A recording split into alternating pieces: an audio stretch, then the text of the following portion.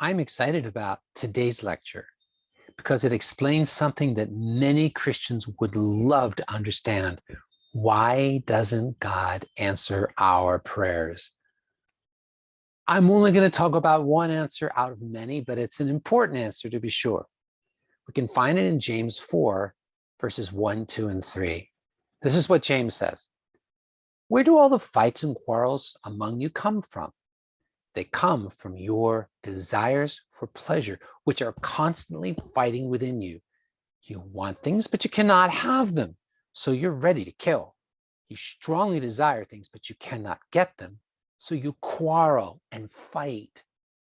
You do not have what you want because you do not ask God for it. And when you ask, you do not receive it because your motives are bad. You ask for things to use for your own pleasures. Okay. First, let's look at verses 1 and 2. Where do all the fights and quarrels among you come from? They come from your desires for pleasure, which are constantly fighting within you. You want things, but you cannot have them, so you're ready to kill. You strongly desire things, but you cannot get them, so you quarrel and fight. Why do we fight and argue with others? We fight and argue because we have desires for something, and we think that others are keeping us from getting what we want. Maybe we want honor. Maybe we want pleasure. Maybe we desire the respect of others. Maybe we desire being able to enjoy ourselves. Obviously, we have desires for 1,000 different things, right? When someone keeps us from getting what we want, we have fights and arguments. We slander, we plan, we resent, we are jealous. So the lesson is clear. If you're mad at somebody about something, probably that person interfered with you getting what you wanted. Okay, look at the last part of verse 2. You do not have what you want because you do not ask God for it. At first, we might not think too much about this, but it's a lot deeper than we might imagine. Many times we desire things, but do not trust God enough to ask him to give us those things. Sometimes it's because we don't even think about asking God. Sometimes we don't ask because we're pretty sure we can get what we want without needing to trust in God. In other words, if we get God involved, he may tell us no, or he may give it to us in a way we don't want it. Or if we ask God, he may want us to have it, but he may want to give it to us in a way that's moral and proper, and maybe we don't want it that way. Okay, so we want to earn good grades in the quiz, but we don't actually ask God to help us to study better. Or we want the respect of our friends, but we don't ask God to give us that respect, and instead, we try to get it on our own. A perfect example of this would be Eve. When Eve told the snake that if she ate the fruit, she would die, the snake answered, well, that's not true. You will not die. God said that because he knows that when you eat it, you will be like God and know what is good and what is bad. The woman saw how beautiful the tree was and how good its fruit would be to eat, and she thought how wonderful it would be to become wise. So she took some of the fruit and ate it. Then she gave some to her husband. He also ate it. So here's a question I bet you never asked yourself. Why didn't Eve go to God and say, please, God, you created me. I want to be wise like you. I mean, who knows what God might have done, but she didn't stop and say, wait a minute, snake. Let me ask God to give me wisdom. Instead, she got her own wisdom. Oh, why did she avoid asking God?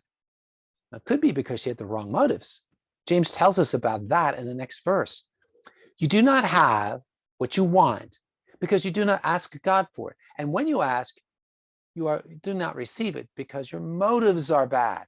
You ask for things to use for your own pleasures. Maybe Eve's motives were bad. I mean, what is a motive? A person's motive is the secret desire that leads a person to do something. In other words, why did that person do that?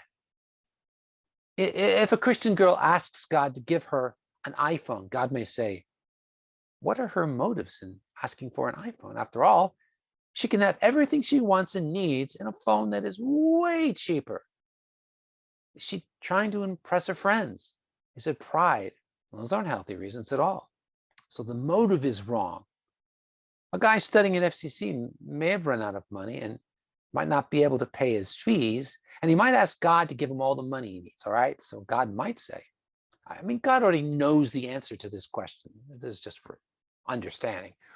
What are his motives in asking for that money? Does he trust money rather than trust me? Does he want to avoid that terrible, terrible tension that comes every semester when there isn't enough money and the business office puts a hold on your account and keeps him from attending classes? Is he unwilling to drop out for a year so he can work and earn enough money to pay off all of his school debts?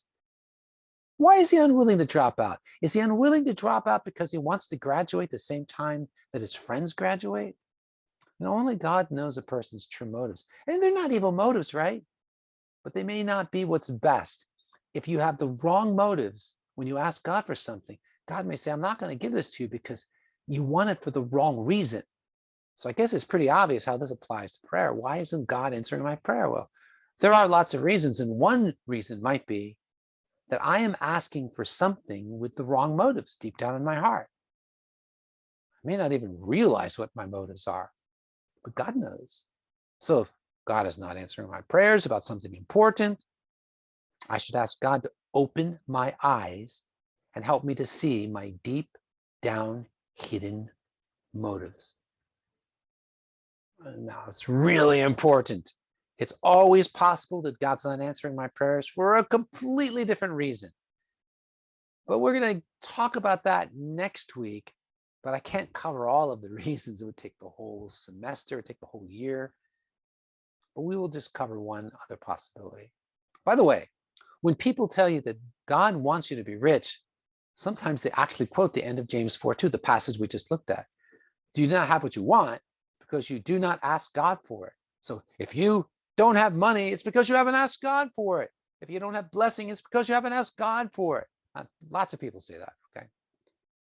I remember a long time ago, right at the beginning when I was in Pakistan, like 12 years ago, I taught a class about Jesus's teachings about money. Pretty sure I told the class that Jesus said it is incredibly hard for a rich man to enter heaven. So after class, one of the most intelligent students in the class came to me and said, I disagree. Dr. Bob, if we have enough faith, we'll have all the money we need. So we talked and talked and talked about it. Remember, we were right outside E block and we just talked and talked. So finally I said to him, so why do you think that Christians in Pakistan are so poor? He answered right away and with so much passion, Christians in Pakistan are poor because they don't have enough faith to believe that God will give them everything they want. Yeah, so lots of people believe that. And not just in Pakistan, lots of people believe that in the USA. Like I say, they quote James 4:2. You do not have what you want because you do not ask God for it. But I promise you, they never quote the next verse. And when you ask, you do not receive it because your motives are bad. You ask for things to use for your own pleasures. It's really a shame that people believe that God wants them to be rich. I'm serious. It's a shame because God does not want to make people rich. Because Jesus wants people to go to heaven. And it's easier for a camel to go through the eye of a needle than it is for a rich person to go to heaven. I don't know if you've ever tried to thread a needle before. Well, you just put thread through the eye of a needle, but it's not easy to do. Putting a camel through, it's impossible, apart from a miracle. Okay, I'm going to give you another verse that's also used in the same way. Now, this is the confidence we have before him. Whenever we ask anything according to his will, he hears us. And we know that he hears whatever we ask. We know that we have what we have asked him for. So people who believe that God wants them to be rich love the second half of this passage. If we know that he hears whatever we ask, we know that we have what we asked him for. What they don't love is the first part of it. See, the first part says this. Now, this is the confidence we have before him.